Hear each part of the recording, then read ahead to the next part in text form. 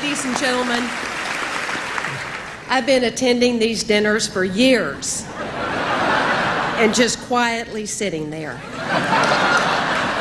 Well, I've got a few things I want to say for a change.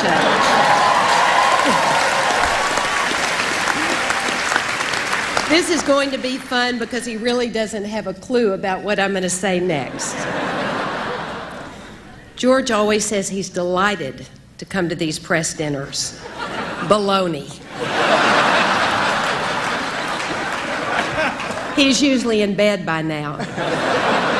I'm not kidding. I said to him the other day, George, if you really want to end tyranny in the world, you're going to have to stay up later.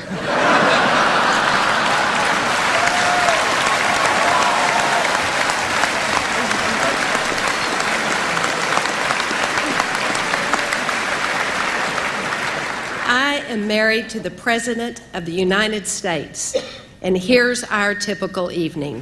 9 o'clock. Mr. Excitement here is sound asleep. And I'm watching Desperate Housewives.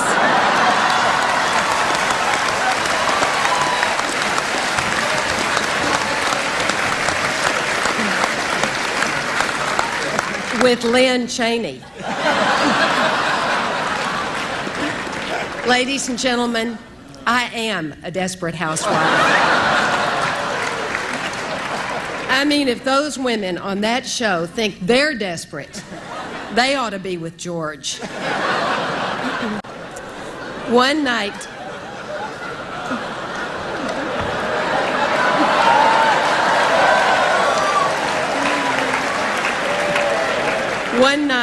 after George went to bed, Lynn Cheney, Condi Rice, Karen Hughes, and I went to Chippendales.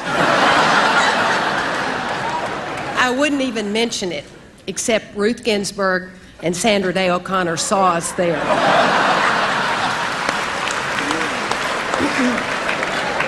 I won't tell you what happened, but Lynn's Secret Service code name is now Dollar Bill.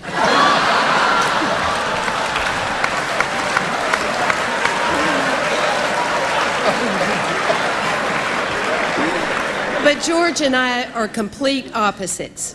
I'm quiet, he's talkative. I'm introverted, he's extroverted. I can pronounce nuclear.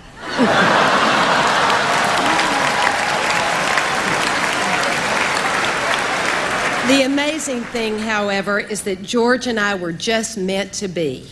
I was a librarian who spent 12 hours a day in the library, yet somehow I met George.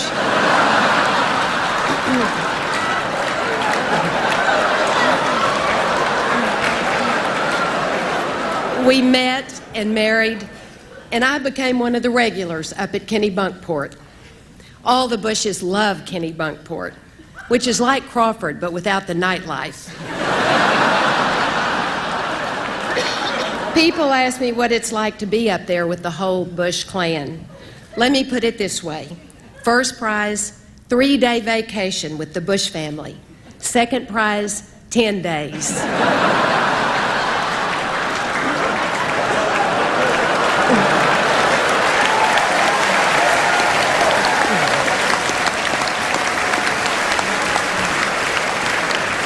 Speaking of prizes brings me to my mother-in-law. So many mothers today are just not involved in their children's lives. Not a problem with Barbara Bush. People often wonder what my mother-in-law is really like. People think she's a sweet, grandmotherly Aunt Bee type. She's actually more like Don Corleone. Cedric, am I doing all right?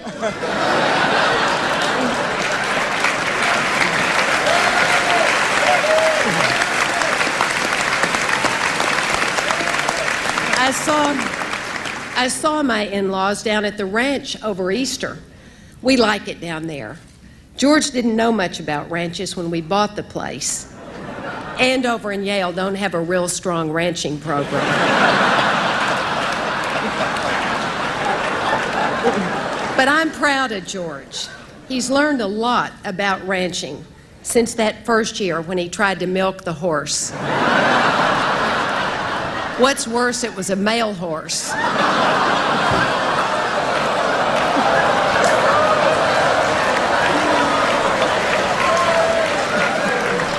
Now, of course, he spends his days clearing brush, cutting trails, taking down trees, or as the girls call it, the Texas Chainsaw Massacre. George's answer to any problem at the ranch is to cut it down with a chainsaw. Which I think is why he and Cheney and Rumsfeld get along so well.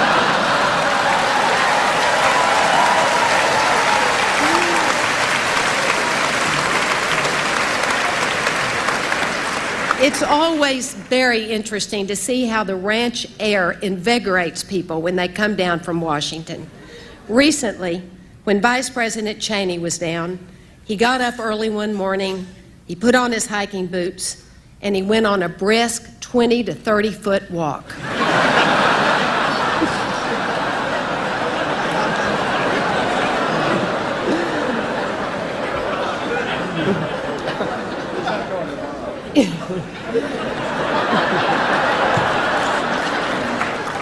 But actually, in all seriousness, I do love the ranch, and I love the whole Bush family. I was an only child, and when I married into the extended Bush clan, I got brothers and sisters and wonderful in-laws, all of whom opened their arms to me. And included in the package, I got this guy here. I think when you marry someone, you unconsciously are looking for something in your spouse to help fulfill something in you. And George did that for me. He brought fun and energy into my life and so many other things. George is a very good listener. He's easy to be around. And on top of it all, he's a loving father whose daughters absolutely adore him.